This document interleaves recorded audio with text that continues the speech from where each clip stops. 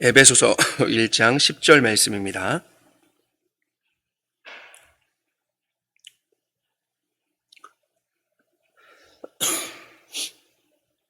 우리 한 절을 한 목소리로 함께 읽도록 하겠습니다. 시작. 하늘에 있는 것이나 땅에 있는 것이 다 그리스도 안에서 통일되게 하려 하심이라. 아멘. 네, 오늘은 에베소서 1장 10절 말씀으로 다 그리스도 안에서라는 제목으로 말씀을 잠깐 나누도록 하겠습니다. 네, 우리 교회가 속한 교단인 이 대한예수교 장로회 합신에는 3대 이념이 있습니다. 아마 성도님들도 알고 계실 텐데요. 이 3대 이념은 바로 이제 바른 신학, 바른 교회, 바른 생활입니다. 바른 신학, 바른 교회, 바른 생활. 이 바른 신학이란 칼빈주의 혹은 개혁주의 신학을 의미합니다. 그래서 성경의 객관적인 권위를 인정한다. 그리고 하나님의 주권을 높이는 신학을 의미한다라고 규정하고 있습니다. 그리고 바른 교회는 하나님의 부르심을 받아 그리스도를 믿고 따르는 신자들의 공동체이다. 그래서 그곳에는 예수 그리스도가 머리와 주인임을 인정하고 그 통치를 받는 교회, 바로 이런 교회가 바른 교회다라고 규정하고 있고요. 바른 생활은 신앙과 윤리가 일치한 생활을 의미한다라고 규정합니다. 그래서 우리 자신을 부인하며 내적인 성결과 또 겸손으로 주님을 닮아가는, 그 주님의 삶을 닮아가는 그런 생활을 의미한다. 그래서 이렇게 바른 신학, 바른 교회, 바른 생활, 이것이 우리 교단의 3대 이념이죠. 그런데 이러한 바른 신학, 바른 교회, 바른 생활은 서로 아주 긴밀하게 연결이 되어 있습니다. 바른 신학이 바른 교회를 만들죠. 그리고 바른 신학과 바른 교회를 통해 또 바른 생활을 하는 신자가 양성되기 때문이죠. 여기에서 교회의 역할이 아주 중요합니다. 바른 신학을 잘 계승하고 또 잘 전수하여서 신자를 또 양성하며 또 신자가 계속해서 바른 생활을 할 수 있도록 돕는 그런 역할을 하기 때문이죠. 이런 교회가 바로 개혁교회입니다. 개혁교회는 이 종교개혁 때부터 하나님 중심, 또 성경 중심, 그리고 교회 중심을 강조했습니다. 하나님 중심, 성경 중심, 교회 중심. 저는 어린 시절부터 이 합동체 교단에서 신앙생활을 했는데요. 제 어렴풋한 그 옛 기억을 좀 이렇게 떠올려 보면 이 공과책에 제가 이제 이제 초등학교 때 이 공과책에 동그랗게 되어서 하나님 중심, 또 뭐 말씀 중심, 교회 중심이라고 그렇게 쓰여 있었던 것이 어렴풋이 기억이 납니다. 저는 이제 어린 나이에 그 하나님 중심, 말씀 중심, 교회 중심이라는 이 문구를 보면서 좀 한 가지 이해할 수 없는 점이 있었습니다. 뭐 하나님 중심이야, 당연히 하나님이 짱이시니까 하나님 중심이어야겠죠. 하나님이 온 세상의 창조주이시며 또 세상을 다스리시는 분이시기 때문에 하나님 중심은 그래도 이해가 됐습니다. 그리고 말씀 중심, 즉 성경 중심도 역시 이해가 됐죠. 왜냐하면 교회 가서 배우는 게 성경이니까요. 교회에서 늘 성경을 배우니까 성경 중심. 그런데 이제 뭐 이건 너무 당연한 것이죠. 신적 계시로서의 그 성경 말씀이 또 우리의 신앙과 우리의 생활에 대한 정황무한 유일의 법칙이 되기 때문이죠. 아마 여기에 계신 모든 분들이 무슨 일이든지 그 기준이 성경이 되어야 한다라는 것은 다 인정하실 것입니다. 그런데 이제 유독 제 마음에 걸리는 것이 교회 중심이었습니다. 교회 중심. 어린 시절에 이제 저희 어머님은 이 교회 활동과 신앙생활에 꽤 열심히셨는데요. 저 이제 동생이 한 명이 있었는데 이 동생과 저에게 가요도 못 듣게 하고요. 주일에는 TV도 못 보게 하고요. 심지어 어떤 날에는 체스하는 거 구경하다 혼난 적도 있습니다. 그래서 이 친구들이 서태지와 아이들 음악을 이렇게 듣고 이제 이렇게 자랄 때 저는 주찬양 선교단에 그런 찬양을 이제 듣고 그렇게 이제 자랐죠. 저는 이제 그런 저희 집의 문화가 교회 문화라고 생각했기 때문에 이 교회 중심이라는 이런 이야기가 굉장히 갑갑하고 또 한편으로는 굉장히 무례하게 그렇게 들렸습니다. 이 제가 살아가는 세상의 일부가 교회이지 교회 안에서 내가 살아가야 한다고? 이런 생각이 막 들었던 것이죠. 그래서 납득할 수가 없었습니다. 교회가 이 사람들을 동원하기 위해서 내세우는 주장처럼 그렇게 여겨졌던 것이죠. 정말 일차원적으로 교회 근방으로 이사를 가야 되는 것인가? 사무엘처럼 교회 안에서 살아야 되는 것인가? 라는 생각도 하게 되었습니다. 그때는 제가 교회의 개념을 제대로 모르고 있었기 때문이죠. 제 어린 시절에 그 수많은 교회들 중에 제가 다니던 그 효성교회만이 저의 유일한 교회였기 때문이죠. 앞서 말씀드렸던 것처럼 이 하나님 중심 그리고 성경 중심 더불어 교회 중심은 종교개혁의 정신을 이어가는 개혁교회의 아주 중요한 핵심입니다. 그렇다면 교회 중심으로 살아간다는 것이 무엇인가 하는 것을 오늘 본문을 통해 잠깐 생각을 해보려고 합니다. 오늘 우리가 읽은 에베소서 1장 10절은 3절부터 이 14절까지의 신령한 복에 대한 그런 내용의 일부입니다. 이 3절부터 14절까지의 이 내용은 한 문장으로 이렇게 되어 있는 긴 문장인데요. 요약하자면 이 신령한 복에 대해서 이야기를 하고 있는데 신령한 복의 그 네 가지를 이야기하는데 첫 번째는 4절에서 말씀하고 있는 것처럼 선택입니다. 선택. 그리고 창세 전에 택함을 받은 것이 첫 번째 그 신령한 복의 내용이 되는 것이죠. 두 번째는 5절에서 말씀하고 있는 것처럼 예정입니다. 예정. 하나님께서 정하신 것이죠. 미리 정하신 것. 우리가 흔히 이제 작정과 예정에 대해서 생각을 하게 되는데 작정은 하나님의 모든 피조 세계에 대한 그런 계획이고 그 안에서 예정은 이제 영적인 존재들, 이제 영적인 존재 천사들과 또 뭐 사람들, 이 영적인 존재들에 대한 그 구원의 여부를 정하시는 것을 예정이라고 조금 더 작정해서 한정돼서 그렇게 이야기를 합니다. 그런데 하나님께서는 5절에서 이미 예정하셨다라고 말씀하시죠. 성부께서는 그 기쁘신 뜻대로 예정하셔서 예수 그리스도로 말미암아 자기의 아들로 삼아 주셨다라고 5절에서 말씀합니다. 또 세 번째는 7절에서 말씀하고 있는 것처럼 속량입니다. 속량, 곧 죄 사함이죠. 우리는 그리스도의 은혜의 그 풍성함을 따라서 예수 그리스도의 피로 말미암아 죄 사함을 받게 되었습니다. 그리고 마지막은 9절에서 말씀하고 있는 것처럼 비밀을 알리셨다라는 것입니다. 비밀을 알리셨다. 성부께서는요, 택한 자들에게 모든 지혜와 총명을 넘치게 하셔서 그 뜻의 비밀을 알리셨습니다. 그 뜻의 비밀의 내용이 무엇일까요? 그것이 바로 오늘 우리가 읽은 본문 10절의 내용입니다. 하늘에 있는 것이나 땅에 있는 것이 다 그리스도 안에서 통일되게 하려 하신다라는 것이죠. 하늘에 있는 것이나 땅에 있는 것이 다 그리스도 안에서 통일되게 하려 하신다. 이것이 신령한 복의 네 번째입니다. 여러분, 통일이 무엇이죠? 통일은 우리의 소원이죠. 우리의 소원은 통일, 꿈에도 소원은 통일, 이 정성다의 통일을 이루자. 이 노래에 따르면요, 통일은 이 결의를 살리는 것이고요, 이 나라를 살리는 겁니다. 지금도 초등학교에서 이런 노래를 부르고 있는지는 잘 모르겠지만 저희 어린 시절에는 굉장히 많이 불렀던 노래이죠. 그래서 그 노래를 부를 때마다 통일하면 남과 북이 합쳐지는 것이라고 이렇게 생각해 왔습니다. 단순히 생각하면 이 남한과 북한이 그냥 합쳐지는 것이 통일이다라고 생각을 했는데 휴전선을 쭉 그어서 이 나눠 놓았던 이 북한과 남한을 휴전선을 다시 이렇게 싹 지워서 두 개로 나눴던 것을 하나로 그냥 만드는 것. 이것이 이제 통일이라고 그렇게 이제 생각을 했던 것 같습니다. 그런데 이 통일이란 말은 단순히 나뉜 것을 합치는 것이라는 뜻으로 그치지 않습니다. 그렇게 단순했다면 남한과 북한의 통일이 이렇게까지 어렵지는 않았겠죠. 이 통일이라는 단어는 나뉜 것이 합쳐져서 하나의 조직이나 체계 아래로 모이는 것을 의미합니다.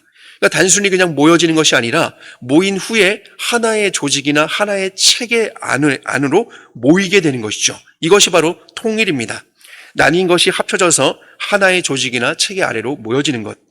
이것이 통일의 사전적 의미인데 바로 이런 이유 때문에 남북한의 그 통일이 어려운 것이죠. 단순히 합쳐지는 것이 문제가 아니라 하나의 조직이나 하나의 체계 아래로 모여서 함께 하나가 되기 때문이죠. 다들 잘 아시다시피 남한과 북한의 정치 이념이 또 그리고 체제가 너무 다르기 때문에 하나로 모이기가 굉장히 어렵죠. 통일은 이렇게 단순히 나뉜 것이 합쳐진다라는 의미를 넘어서 하나의 조직이나 체계로 모인다는 의미를 가지고 있습니다. 오늘 우리가 읽은 이 본문의 통일이라는 이 헬라어 단어의 의미도 동일합니다.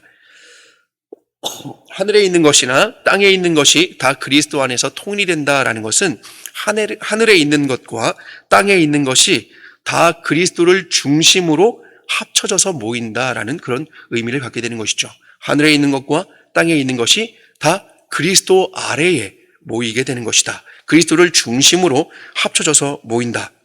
여러분 그런 거 있잖아요. 오늘 짜장면으로 통일 딱 하면은 가면서 나 짬뽕 먹고 싶었는데 나 탕수육 먹고 싶었는데 나는 그래도 좀 다른 거 먹고 싶었는데 하다가 짜장면으로 통일되면 어떻게 되죠? 자장면 안으로 다 그냥 그 마음을 내려놓고 다 모이게 되는 것이죠. 이것이 바로 이제 통일입니다. 그럼 왜 성부께서는 그리스도를 중심으로 만물을, 그러니까 하늘 위에 있는 것이나 땅 아래에 있는 것, 이 모든 만물을 다 모으실까요? 아버지 하나님께서 만물의 중심인 그리스도 안에서 이 만물을 모으시는 이유는 만물이 그리스도의 주권 아래에 굴복하고 하나의 체계 아래에 함께 모이는 것이니까요. 그리스도의 주권 아래에 굴복하고 아버지 하나님과 바른 관계를 맺게 하기 위해서입니다. 죄와 타락으로 만물이 하나님께로부터 단절되고 분열되었기 때문에 그리스도의 주권 아래에 모으셔서 통일하는 것이 필요한 것이죠. 여러분 한번 생각해 보세요. 만물이 원래 처음부터 이렇게 하나님께로부터 멀어지고 분열되었나요? 그렇지 않죠. 우리 하나님께서는 창조하신 이후에, 이 만물을 다 창조하신 이후에 지으신 것을 보시니, 모든 것을 보시니 보시기에 심히 좋았다라고 말씀하셨습니다. 우리는 창세기에서 그것을 분명히 배웠죠. 하나님께서 보시기에 좋았다. 이 좋았다라는 단어는 바로 토브라고 하는 히브리어 단어라고 일전에 한번 소개를 해드린 적이 있습니다. 영어의 굿과 쓰임이 같습니다. 나 오늘 어때? 라고 친구가 물을 때 굿 하면은 어때요? 보기에 이제 좋은 것이죠. 그런데 또 굿은 또 선하다라는 의미로 사용되죠. 아이들이 정말 그 좋은 일을 할 때 너 참 굿이라고 할 때는 너가 하는 일이 참 보기에 좋구나, 참 선하다라고 할 때 그렇게 쓰기도 합니다. 선한 사람을 이야기할 때는 good man이라고 그렇게 이야기를 하죠. 마찬가지로 하나님의 보시기에 좋다라는 이 토브라는 단어도 보시기에 좋다라는 의미와 함께 하나님께 선한 것이 무엇인가를 우린 이 하나님의 이 말씀을 통해서 알 수 있습니다. 하나님이 보시기에 좋았다라고 할 때 창조된 모든 만물은 하나님의 말씀 그대로 지으심을 받은 그 자리에 위치하고 있는 것. 자신의 그 존재가 그 자리를 지키고 있는 것. 그래서 모든 만물의 그 존재의 가치는 하나님께서 이스라하신 그곳에 있는 것, 그것이 바로 그 존재의 가치인 것이죠. 그 하나님은 그 창조하신 만물, 그 만물의 그 모습을 보시고 보시기에 좋았다. 이것이 바로 선한 것이다. 즉 하나님 보시기에 좋은 것, 하나님께 선한 것은 하나님께서 원하시는 그 자리, 하나님이 원하시는 그 뜻대로 그 자리에서 존재를 지키고 있는 것, 하나님이 시키신 그 일을 그대로 그 자리에서 준행하는 것이 바로 하나님의 보시기에 좋은 하나님의 선한 상태였죠. 하나님께서 지으신 모든 만물은 다 그런 선한 상태를 이루고 있었습니다. 특히나 인간도 마찬가지였죠. 지으신 모든 만물을 보시고 좋다, 선하다라고 말씀하신 것은 만물이 처음부터 하나님께로부터 멀어졌고 만물이 처음부터 하나님께로부터 분열되었다. 이것은 분명히 아니라는 것이죠. 하나님이 지으신 모든 만물은 그 자체로 아름답게 조화를 이루면서 질서 있게 존재했을 뿐만이 아니라 그런 존재 자체가 하나님과의 바른 관계였던 것입니다. 샬롬이라고 하는 그 관계, 하나님과의 바른 관계는 즉 하나님이 지으신 그대로 그 자리에서 존재하는 것, 이것이 바로 조화를 이루며 또 이제 그 하나님과의 바른 관계인 것이죠. 하나님이 지으신 목적 그대로 하나님의 영광을 반영하면서 본연의 위치에 자리하고 있는 것이죠. 그러나 이런 질서와 조화는 하늘에서부터 깨어지고 말았습니다. 하나님과의 관계가 깨어지고 만 것이죠. 하나님이 만드신 이 창조하신 세계를 보시면서 하나님이 보시기에 좋았다. 또 그렇게 존재하고 있는 그 모습이 하나님은 참 보시기에 좋았고 그것이 선이었는데 하늘에서부터 그 관계가 깨어지게 되었습니다. 마귀가 하나님을 반역하여 타락하였으며 천사들 가운데 많은 수가 이 마귀를 추종하게 된 것이죠. 영적인 존재들이 하나님에 대해서 반역을 일으키게 된 것입니다. 요한계시록 12장 7절부터 9절이 그것을 말씀하는데요. 하늘에 전쟁이 있으니 미가엘과 그의 사자들이 용과 더불어 싸울세 용과 그의 사자들도 싸우나 이기지 못하여 다시 하늘에서 그들이 있을 곳을 얻지 못한지라. 큰 용이 내쫓기니 옛 뱀 곧 마귀라고도 하고 사탄이라고도 하며 온 천하를 꿰는 자라.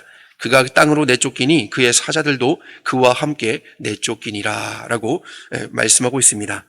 이런 조화가 이런 이제 깨어짐이 이 땅에까지 연결이 되게 된 것이죠. 하늘에서도 모든 영적 존재는 하나님의 피조물로서 하나님의 영광을 드러내며 하나님이 명하신 그 자리에서 그 존재의 가치를 발휘하며 하나님의 그 보시기에 좋으신 그 모습을 유지하고 있었는데, 즉 하나님과의 바른 관계를 유지하고 있었는데 하늘에서부터 그것이 이제 깨어지게 됐습니다. 그리고 이것이 땅에까지 연결이 됩니다. 어떻게요? 마귀는 결국 하나님의 걸작품인 여자 하와를 유혹하여서 아담까지 현혹하였죠. 결국 그들로 하여금 죄를 짓게 하였습니다. 인류의 대표가 타락하면서 결국 모든 피조물들이 다 고통을 당하게 되었죠. 이렇게 만물은 하나님과 멀어지고 분열되게 된 것이죠. 그러나 하나님은 이 창조하신 모든 피조 세계를 다시 없다, 무로 돌리시지 않으셨습니다.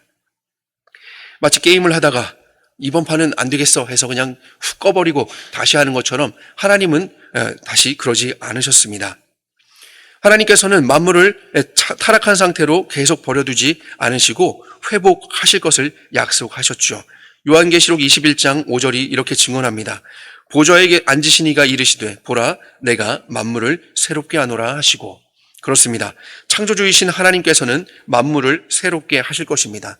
사도 바울은 요한계시록에서 사도 요한이 기록한 만물이 새롭게 되는 것, 이것을 오늘 우리가 읽은 본문처럼 만물의 통일이라고 그렇게 표현을 한 것이죠. 만물의 통일. 하늘에 있는 것이나 땅에 있는 모든 것이 다 그리스도 안에서 하나가 된다. 그 안에서 모인다. 이것이 바로 만물의 통일입니다. 그리스도의 주권 아래에 굴복하고 아버지 하나님과의 그 바른 관계를 맺게 되는 것. 이것은 죄와 타락으로 분열과 무질서와 혼돈에 빠진 만물을 그리스도의 주권 아래에 함께 모아서 완전한 조화와 완전한 질서와 아름다움의 상태로 회복하는 종말론적이며 우주적인 구원을 의미하는 것입니다. 바로 이것이 비밀이에요.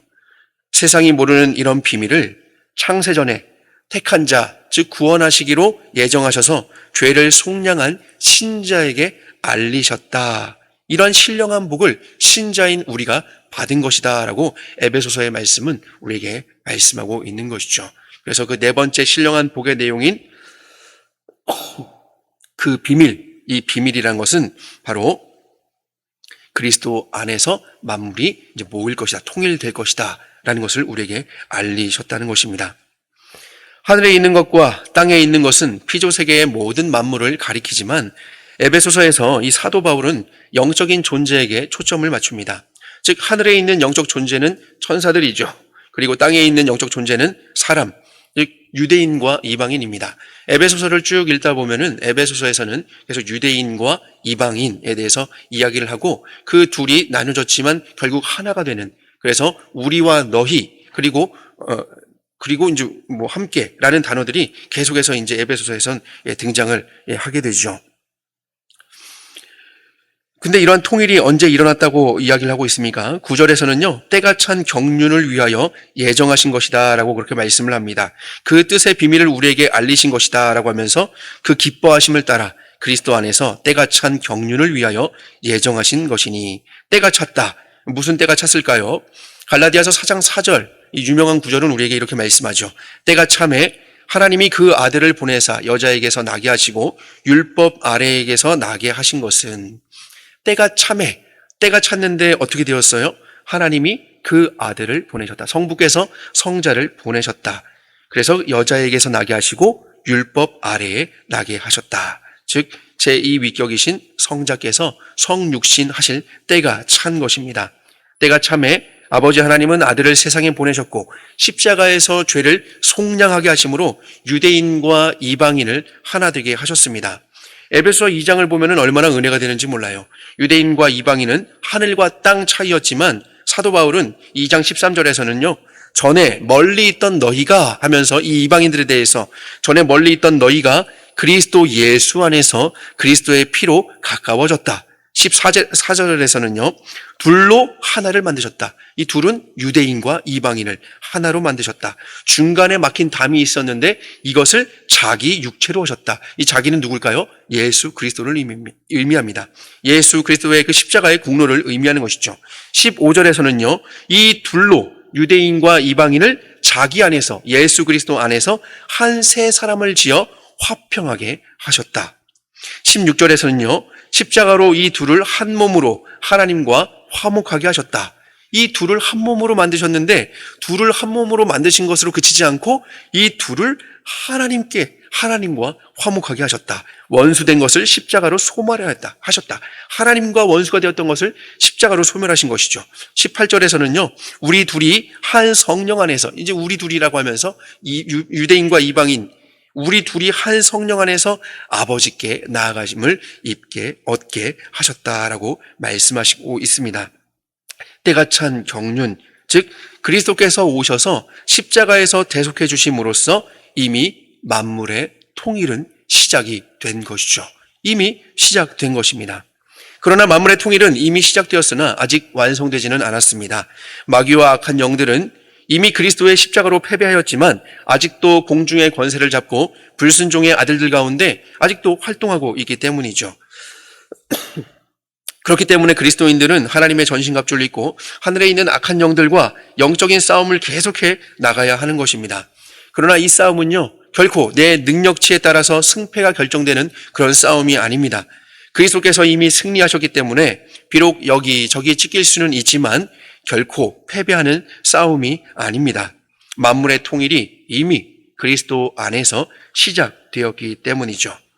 저는 서두에서 이 1장 3절부터 14절이 한 문장으로 되어 있다라고 말씀을 드렸는데요.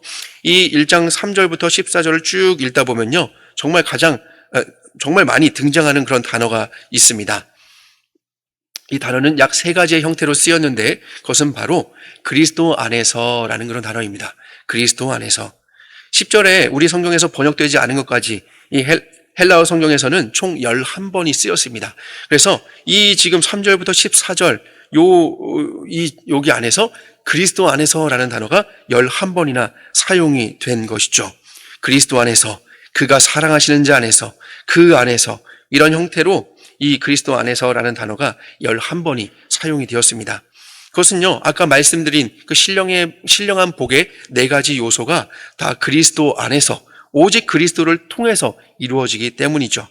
창세전의 선택도 그리스도 안에서, 구원하시기로 예정하신 것도 그리스도 안에서, 죄의 속함도 그리스도 안에서, 비밀의 내용인 이 만물을 통일하시는 것도 다 그리스도 안에서 일어난다라고 계속 그리스도 안에서라고 이야기를 하죠. 그래서 이 그리스도 안에서 일어나는 일이기 때문에 틀림이 없는 것입니다. 그리스도 안에서 시작된 이 모든 것, 특별히 앞으로 바라보는 만물의 통일의 완성은 그리스도 안에서, 즉 다시 오시는 그 그리스도를 통해서 마침내 완전히 이루어질 것입니다. 그래서 제가 어린 시절에 잘 몰랐던 이 교회의 개념, 교회 중심이라고 할 때, 그럼 교회에서 살란 뜻이야? 라고 하면서 굉장히 답답하게 여겼던 그런 것은 바로 이 교회의 개념, 완성된 만물의 통일, 이것을 몰랐기 때문에 이 교회의 중심이라는 단어를 굉장히 힘들어 했던 것이죠. 우리 신앙고백서인 웨스트민스터 신앙고백서에서는 교회를 이렇게 설명합니다. 교회란 보편적 또는 우주적 교회, 이 우주적 교회는 무형적이다. 무형적이라는 것은 이제 형태가 없으니까 보이지 않는다는 뜻이죠. 그래서 보이지 않는 교회라고 표현을 하기도 하고 비가시적 교회라고 부르기도 합니다. 이 교회는 머리 되시는 그리스도를 중심으로 하여 그 아래 하나로 지금까지 모여들었고 지금 모여들고 있고 장차 모여들게 되는 택함을 받은 모든 성도들로 구성된다. 지금까지 모여들었고 지금도 모여든다. 그리고 장차 모여들게 된다. 지금까지 모여들었다는 것은 과거의 신앙의 선배들을 의미하죠. 그리고 지금 모여들고 있고 이것은 현재의 신자들을 의미할 것입니다. 장차 모여들게 되는 이것은 우리의 다음 세대를 의미하는 것이죠. 즉 과거와 현재, 미래의 모든 택자들이 머리 되시는 그리스도를 중심으로 모인 교회, 바로 이 교회가 만물의 통일을 이루는 교회이기에 우리는 교회 중심으로 살아갈 수밖에 없는 것이죠. 따라서 여러분, 교회 중심으로 살아가시기 바랍니다. 지금도 이루고 계시고 장차 완성하실 그 교회를 바라보며 오늘 우리에게 주어진 그 하루하루를 교회 중심으로 살아가셨으면 좋겠습니다. 또한 교회는 가시적인 교회, 즉 눈에 보이는 유형 교회가 있습니다. 바로 우리 장류 호산나 교회와 같은 그런 지역 교회이죠. 신앙고백서에서는 이 교회를 설명하면서 계속 이렇게 이야기를 합니다. 유형 교회 또한 복음 시대에는 보편적이요 우주적인 교회이다. 이 유형 교회는 전 세계적으로 참 종교를 신봉하는 모든 사람들과 그들의 자녀들로 구성되어 있다. 그리고 이 교회는 주 예수 그리스도의 왕국이며 하나님의 집이며 권속이다. 이 교회를 떠나서는, 즉 교회 밖에서는 통상적으로 결코 구원받을 수 없다. 교회를 떠나서 구원이 없는 것은 교회에서 말씀이, 복음이 선포되기 때문이죠. 여기에 모인 우리 모두는 머리 되신 그리스도 앞에 모인 영적인 가족입니다. 에베소서 2장 21절과 22절에서는 이렇게 말씀하죠. 그의 안에서, 즉 그리스도 안에서 건물마다 서로 연결하여 주 안에서 성전이 되어가고 너희도 성령 안에서 하나님이 거하실 처소가 되기 위하여 그리스도 예수 안에서 함께 지어져 가느니라. 우리는 서로 연결되어 가고 함께 지어져 가는 지체입니다. 그리스도께서는 바로 우리들의 막힌 담을 허무시고 우리가 하나 되어서 함께 아버지께 나가게 하기 위해서 십자가로 화목하게 하신 것이죠. 혹시 우리 가운데 아직 예수 그리스도가 믿어지지 않고 나의 죄를 용서하신 구세주로 고백이 되지 않으며 또 구원의 확신이 없으신 분이 계십니까? 비록 지금은 잘 모르고 또 믿어지지 않는다 하더라도 하나님께서는 바로 우리들을 부르셨습니다.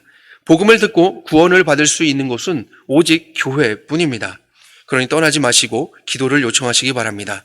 기도하시면서 이 성경을 배우고 또 익히는 일에 힘쓰시기를 바랍니다. 왜냐하면 신앙고백서는 계속 다음과 같이 설명하기 때문입니다. 이 보편적인 유형 교회에서 세상 끝날까지 이 세상에서 성도들을 모으는 일과 온전케 하는 일을 위하여 그리스도께서는 하나님의 성직과 말씀과 규례를 제정해 주셨다.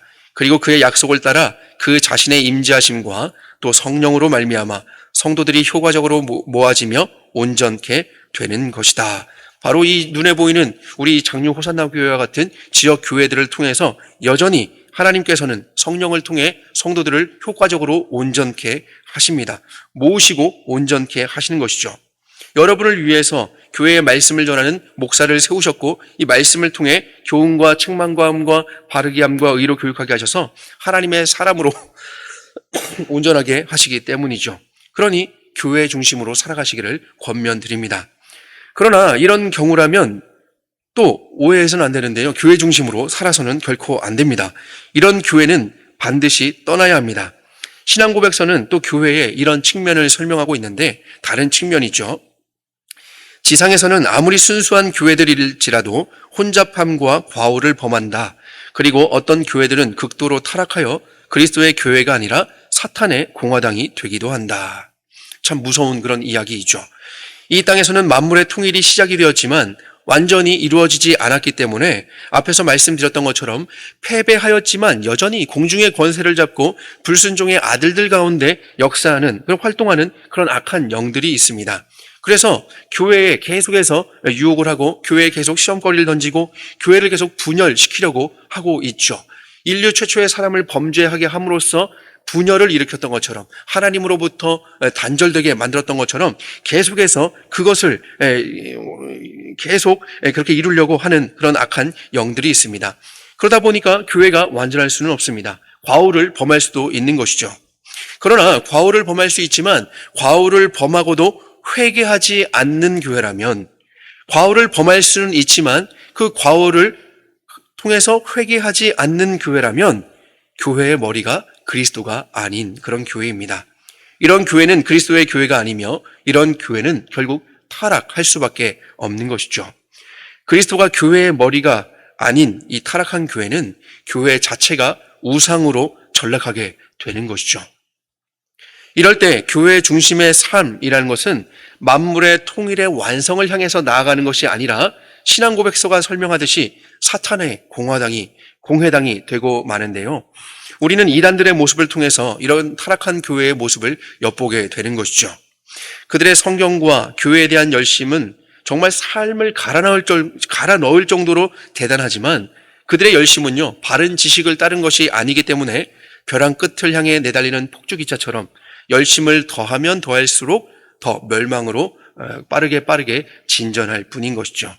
이런 교회에서는 참된 교회 중심의 삶이 가능하지 않습니다. 오히려 우상, 숭배에 빠지게 될 뿐이죠. 그렇기 때문에 이런 교회에서는 반드시 떠나야 합니다. 그래서 오늘 우리는 이 만물의 통일이라는 관점에서 교회 중심의 삶을 생각해 보았습니다. 교회는 하나님이 이루시고자 하는 그런 완성입니다. 역사의 주인이신 하나님이 이루실 계획은 완전한 교회의 건설에 있다는 것을 우리는 살펴보았죠. 이 계획은 실패할 계획이 아니라 반드시 이루어질 계획입니다. 그리스도 안에서 이루셨고 또한 이루고 계시며 앞으로 이루어질 것이기 때문이죠. 계속 이루어 가시기 때문입니다. 여러분, 그래서 3절부터 14절까지 우리가 다 읽지 않았지만 아까 말씀드렸던 이 신령한 복의 선택, 그리고 예정, 그 다음에 속량, 그 다음이 비밀을 알리심이란 것을 여러분 순차적으로 보았는데요. 선택하신 자들을 또 이제 구원하시기로 작정을 하셨고 또 그들을 구원의 실행으로서 아들을 보내셔서 그리스도를 보내셔서 때가 찬 그 경륜을 통해서 어떻게 하셨어요? 구원을, 죄의 속량을 이루게 하셨습니다. 그리고 그들을 이제 모으셔서 하나님의 나라를 완성해 가는 것이죠. 여러분, 우리는 이것을 기억해야 합니다. 하나님이 이루실 완전한 그런 계획은 완전한 교회 건설에 있습니다. 우리가 바라는 천국이 바로 그런 천상 교회인 것이죠. 그래서 우리가 천국을 바라고 우리가 하나님의 나라라고 이야기할 때 바로 그것은 천상 교회를 의미하는 것입니다. 모든 택자들이 모여서 하나님을 영원토록 예배하는 그곳. 이미 장류 호산나 교회는 요한계시록 4장과 5장에서 그 천상 교회의 예배의 모습을 살펴보았을 것입니다. 따라서 교회 중심의 삶이라는 이런 말은 천국 지향적인 삶이다라는 말과 같다고 할 수 있죠.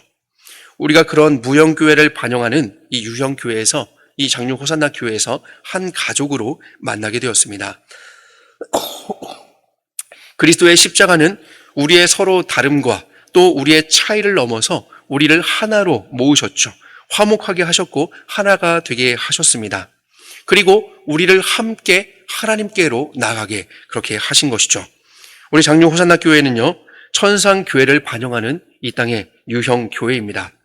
우리 신앙의 선배인 청교도들은요, 이러한 교회의 의미를 정확하게 알고 있었기 때문에 마을에서 가장 잘 보이는 곳이나 혹은 가장 높은 곳에 또 마을의 중심에 그런 교회를 세웠다고 합니다.